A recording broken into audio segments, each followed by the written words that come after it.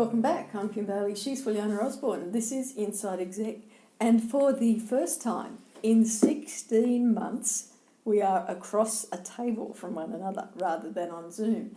And I probably didn't realise how much of a difference that makes to our interaction. You know, we've used Zoom periodically and we used Skype periodically when we couldn't meet in person up until last year. And then, of course, we had to have a completely different arrangement for how we were going to run our recording sessions.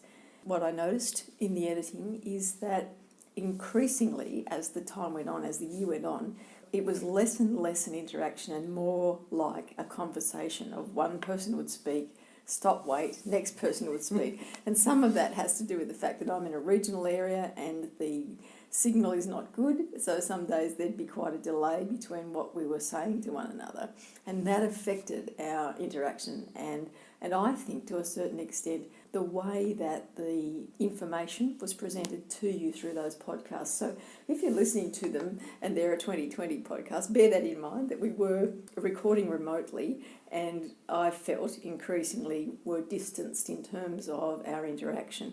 So today it'll be all different. She'll interrupt me whatever I say. Look, you can hear her already. I'm so looking forward to that.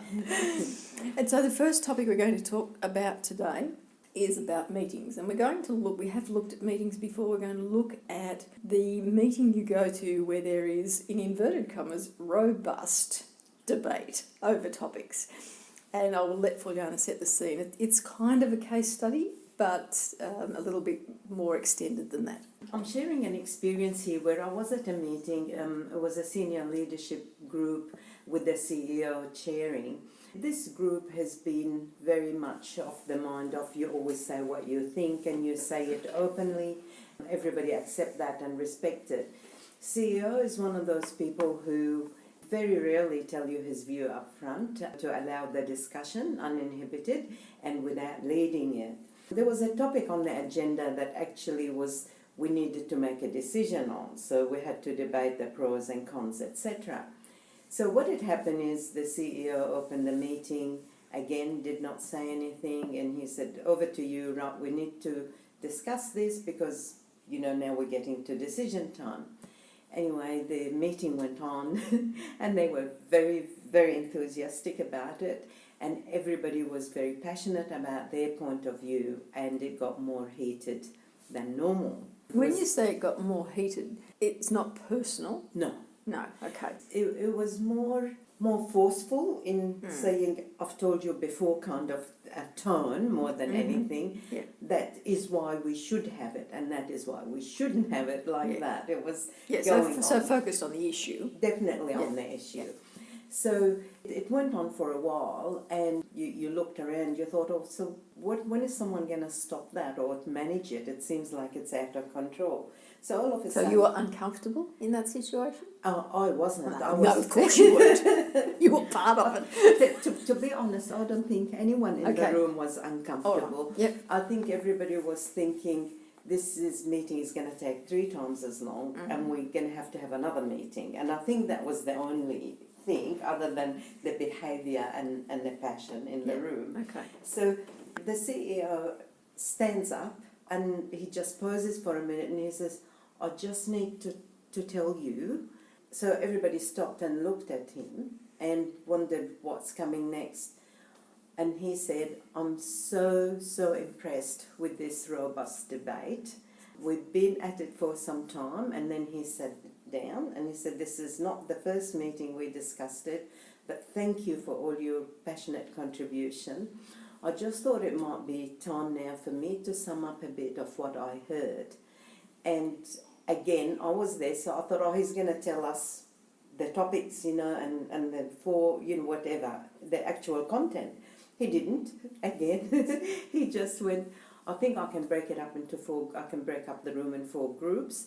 Group for the topic, group against the topic, a group is for with modification, and the last group is neither for or against.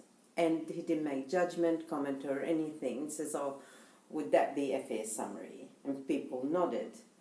Then he said, well, can you now put yourself in the group you're in, just mentally, you don't have to move or anything, Anyway, and so people did. So he then turned around and said, so group one, remembering that group one is the 4, and he picked a person from that group at random and said, look, can you talk us through then all the objections on why we shouldn't go ahead? And the person said, oh, no, I'm in group 1, we are 4. So, and he said, I know. So can you please go through the against? And he did that with every group when we all had a say.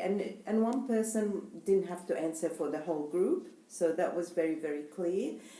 Anybody could interact. Right through, we still didn't know whether the CEO was for or against or sitting on a fence. And he made sure that we went right to the end by the group. And for those who were not for or against, they could see everybody's point of view. There was only 2 in that group. And they're normally very, very strong contributors. So it's not like it's a, it just they could see both sides. Yeah.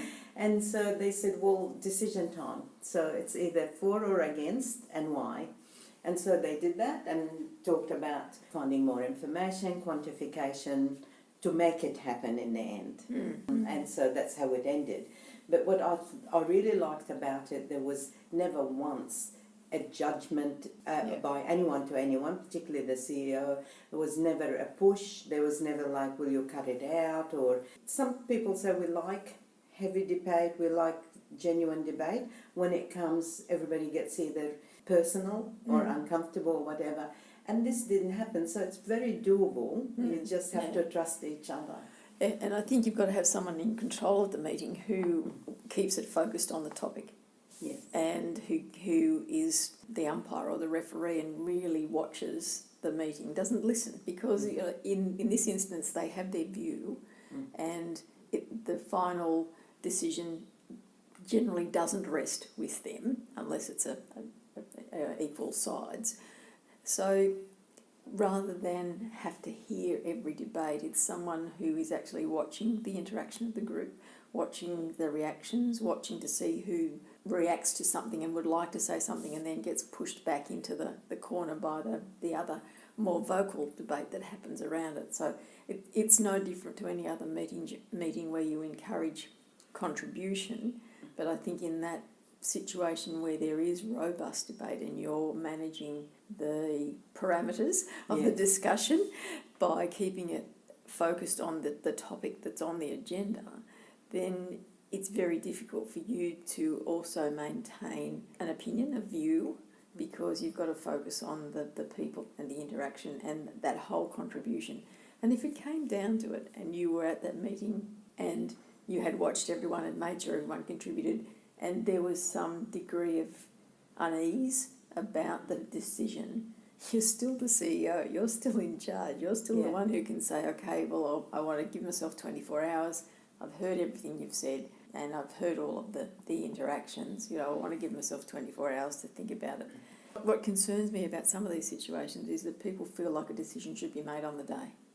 Here it's on the agenda, we've talked about it before, we're sitting down, we're going to give this amount of time to it. The feeling is the vote doesn't go your way or doesn't go any way, is that we've wasted time, that there was nothing gained by this robust debate other than using up time.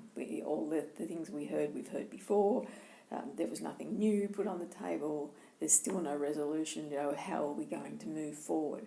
And that again comes back to the person who's managing the meeting, but it is the responsibility of everyone that's at the meeting as well, because you're all looking at the issue at hand and how you see that affecting the broader organisation. So it's about going to these meetings being responsible about issues and putting the personal aside. My concern with all of that is that I have only ever seen it turn personal. Oh, that's sad. It but is. it does happen. Yeah. It does happen. Yeah. And I don't think in some cases it was meant to happen. No. But the people were at the end of their rational explanations or their rationale for the issue at hand, And because they perhaps felt that they hadn't presented their information well enough, or the decision wasn't going the way they wanted it to, and they didn't know. It comes back to a personal standing. So they didn't know where they stood. They had argued against this proposal for all of this time, however long it's taken. Right. And suddenly it's going to be implemented. Right. Where do they stand? Will everyone remember that they were against it? Right. When it works and they were against it, is their judgment in question because they didn't realise that it was going to be good? Or if it doesn't work, will everyone think, well, now they're going to come and say, I told you so?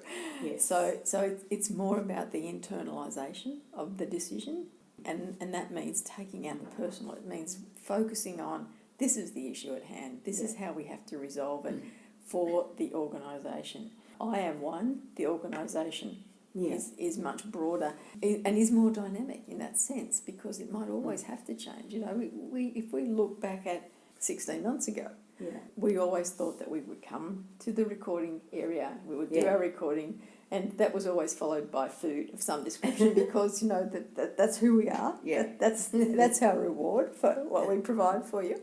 But suddenly that changed. Yeah. And had we said right at the beginning of that, well, okay, so for the next 6 months we'll do the remote recording and we'll forego the meals, we couldn't have seen at that point that was going to work. And sometimes the recording, the way we were doing it, doesn't work either. We might be well and truly set on using Zoom, for instance. Yeah. But in some cases, because of the signal strength, because of the amount of people using Zoom, Skype would have been better. But I don't like Skype. And Fulyana has an Apple phone and I have an Android phone, and so we can't do FaceTime, which I wouldn't use anyway. I think it's pretty good. I don't care. This is a robust debate, in case you're wondering.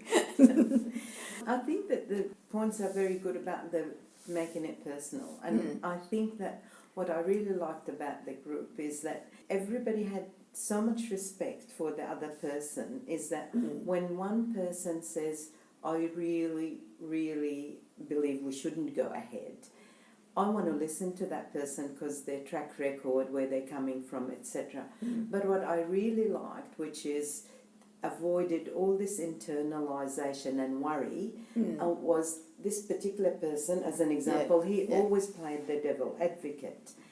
But what he ended up doing in the end, we used to call him the make it happen.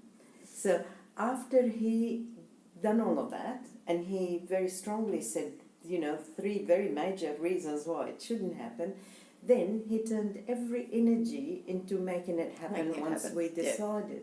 Yeah. And so we all knew it's going to get the best chance. And to your point, if it didn't work, I don't think anybody could blame themselves at the meeting or point fingers, because we gave it everything.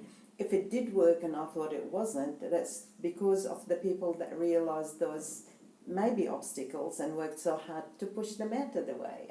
And so to me, if the team works genuinely as a team and not get involved in politics and showing off and competing, that works. Yeah. So in that sense, the chair of the meeting was facilitating the discussion, and I think that is part of what I was talking about before. It's that facilitation role is the one that carries the most responsibility, because you really do need to ensure that all of the views are being heard, but also that the discussion is moving forward. Yes. And that things that get talked about at the beginning of the 2-hour meeting, you talked about at the beginning of the meeting, don't get forgotten at the end. So was there some sort of scribing, recording? Oh yes, always, and we always walked away with actions, who, when, who's responsible for which part of it, and always then shared it with the whole group afterwards. So different people took responsibility for different action items and recorded it, and that, which is again a great thing, so there wasn't always ascribed there or the same person end up doing it. It was like, you're the lead on this one. Tomorrow somebody else is the lead. And then that's probably something that we tend to assume is going to happen without it actually being said in when we're talking about these things. So if we've got a meeting that's like that, where it's the same people that come together all the time, share that responsibility around. Yes. Because it does mean that everyone is committed to a meeting. Oh, I know I've got to do the notes this time round. It means that you don't get a sense of imperfect recording of the decisions that were made or the discussion that happens. And sometimes that means, people shy away from taking notes of meetings because they've never done it before. Yeah.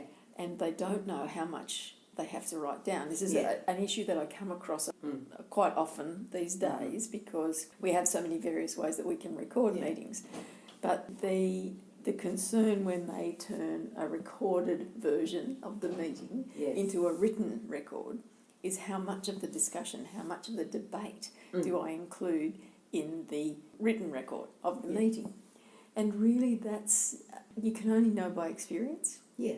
And so I would always suggest that at the beginning you just do dot points of so-and-so and these are the things that they said. And you just keep it, if for a meeting like that, have a column for every person and you just jot down the things that they brought to the meeting as discussion points, not everything they said and not necessarily answers to other things that people said, but for your own peace of mind, if you're new to doing that sort of written record, is to have the columns, put down what people said, and then you can bring it into a more consolidated record.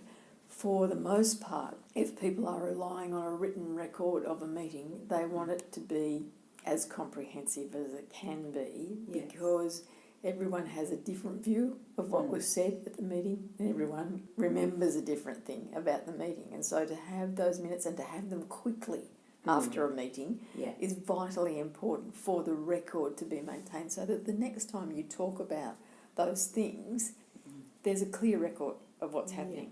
Now, this is very dear to my heart at the moment because I'm going through an issue with an organisation where they had a meeting at the beginning of, what are we now, in June? So they had a meeting at the beginning of April, which I didn't attend, and minutes came out the day before the meeting in May. For someone who wasn't at the meeting, I have no idea what they talked about, what they decided on. So when the minutes came, I looked at it and I thought, this makes no sense to me.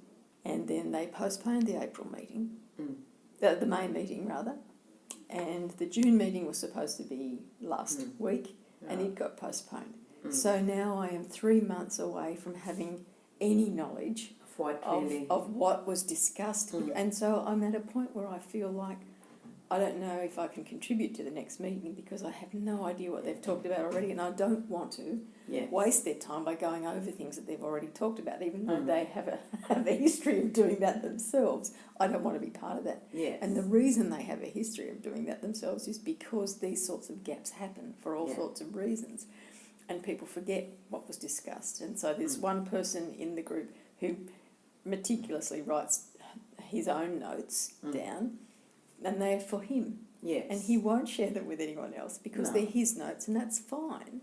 But if no one else is taking the notes, I'm in a situation where I feel like when they call the next meeting, I'll say, unless I can have something more comprehensive than you sent for April, I have nothing to contribute because I really don't. So that's the other side of these sorts of meetings, is to ensure that they are recorded for those perhaps who were not there or for those who... Well, it's efficient for capturing what was discussed and agreed. And it's things we've talked about in other podcasts. It's about if this issue came up and say they decided not to go ahead. And so in 12 months' time somebody else suggests, why don't we try this? Oh, we've done it before. No, not we've done it before. Not we've talked about it before. Let's go back and see what they said last time and see what's changed. And so you've got a perfect progression of decision-making and discussion that can happen. And then that could also highlight for you people within the organisation who had a view at that point. And you can go to them and say, look, this is, we're thinking of doing it this way this time. Have you got anything to contribute? So you get the richness of that previous discussion brought into the decisions that you're making at this point in time. Probably strayed a bit from the topic, but anyway, that's what happens when we're here. It's all relevant, but I also like to mention having agreed as an organisation to behave in a certain way, encourage people in this example to speak their mind and all of that. Isn't it wonderful when the leadership team not just say it, but they practice it, and that will filter through the organisation. That's the way we like to do things around here. Let's do it. Let's be consistent and respect what we agreed to do. Yeah. So, and that's why you get that robust, genuine, issue-related contribution, is because they feel they're in a safe environment. They know that their view will be respected regardless of how it's expressed. And that it will all lead to the right decision, or a decision being made under the right conditions for this organisation. We've done it. We've managed the first one face to face without too much interaction, or interruption, I should say. So I'll leave on a high note while I can. I'm Kim Bailey. She's Fulyana Osborne. This is Inside Exec.